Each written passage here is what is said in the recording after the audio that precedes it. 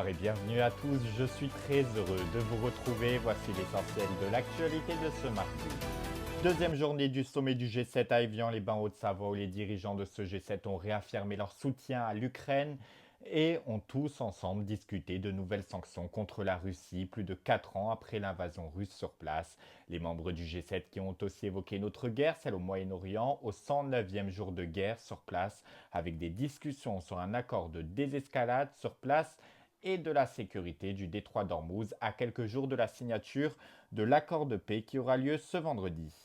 Cet après-midi, c'est le président des États-Unis, Donald Trump, qui a pris la parole. Je vous propose qu'on l'écoute. Je n'y croyais pas moi-même. Ce qui se passe, la seule chose qui est importante, c'est que l'Iran n'aura jamais l'arme nucléaire.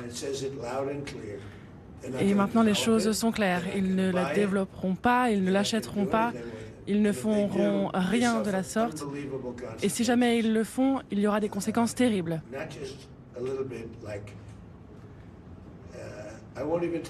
Je ne parle pas de petites conséquences. Je ne peux pas vous dire exactement quelles seront les conséquences, mais ce seront les conséquences ultimes. C'est ce qui est le plus important, ils n'auront pas d'armes nucléaires. C'est exactement pour cela que j'ai mené cette opération, c'est pour ça que nous avons signé. J'étais avec Marco. Ils ont dit à l'origine qu'ils ne développeraient pas d'armes nucléaires, mais j'ai dit non, pas simplement ne pas la développer, mais ne pas l'acheter non plus.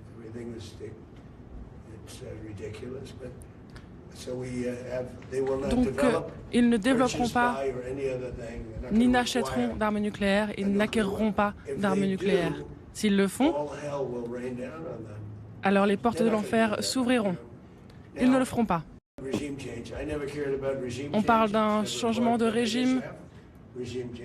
Je crois qu'il va y en avoir un, puisqu'il ne reste plus personne du premier groupe de dirigeants. Ils sont tous morts. Le deuxième groupe est mort aussi. Une partie du troisième groupe est également mort. Et maintenant, nous faisons face à des personnes qui sont très rationnelles, je pense. Des personnes avec qui il a été agréable de négocier. Des personnes intelligentes, plus intelligentes que le premier et le deuxième groupe de dirigeants. Ils ne sont pas radicalisés. Ils veulent simplement faire ce qui est bon pour leur pays. Donc, on verra le changement de régime. Ça n'a jamais marché par le passé. On verra. Mais là, on est avec un pays où le Premier ministre est respecté et l'émir est respecté. Et c'est ça qui est important, le respect. Comme vous le savez, au moins 42 000 manifestants ont été assassinés en Iran. Ils ont été tués. Et suite à la venue du président américain Donald Trump en France à l'issue du G7 demain, mercredi, il sera invité au château de Versailles pour un dîner d'État. Êtes-vous pour ou contre l'invitation de Donald Trump à un dîner d'État au château de Versailles? C'est la question du 20h et vous nous avez répondu à 56% à être contre face à 44% qui pensent tout simplement être pour. Dans le reste de l'actualité, un mot pour vous dire que suite à l'épisode de canicule que nous allons vivre cette semaine en France avec des températures qui pourraient atteindre les 40 degrés par endroit, eh bien une réunion de crise au centre opérationnel de régularisation et de réponse aux urgences sanitaires et sociales s'est tenue aujourd'hui. Parmi les membres du gouvernement qui ont participé à cette réunion, on peut retrouver la ministre de la Santé, Stéphanie Rist, celui de l'Éducation, Édouard Jeffrey, et de la transition écologique, Monique Barbutte. L'actualité de ce mardi qui est aussi marquée par cette annonce du BHV au Marais à Paris qui a annoncé que le magasin de vente de la plateforme chinoise Shein va fermer ses portes seulement 7 mois après son ouverture mondiale. Une fermeture qui ne devrait pas concerner les magasins BHV de province où les magasins Shein ont été aussi implantés. Allez, il est l'heure d'accueillir notre nouveau rendez-vous sur IA, prénommé Il y a un président, où désormais chaque soir, nous nous remémorons dans les souvenirs de la vie politique entre moments inoubliables, iconiques, drôles et parfois gênants.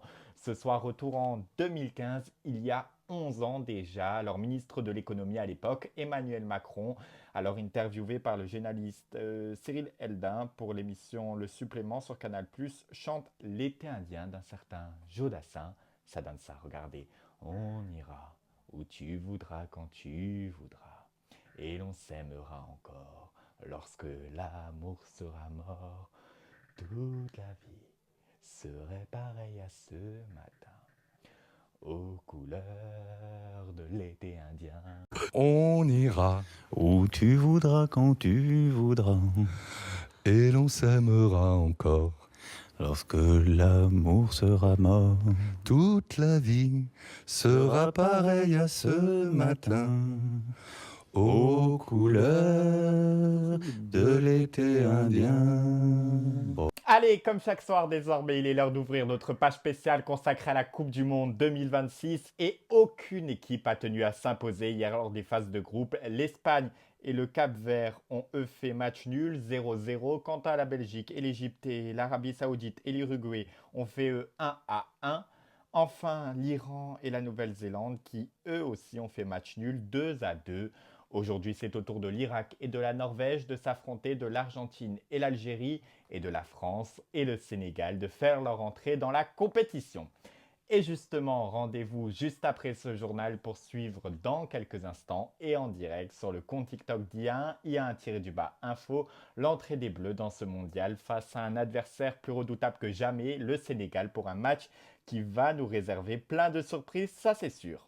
Et c'est ainsi que se termine ce journal. Je vous remercie infiniment de nous avoir suivis. Et allez, quittons-nous si vous le voulez bien avec ces images des Bleus qui se préparent à quelques minutes de leur arrivée dans la compétition. Allez les Bleus, et je vous dis à tout de suite en direct sur IA1.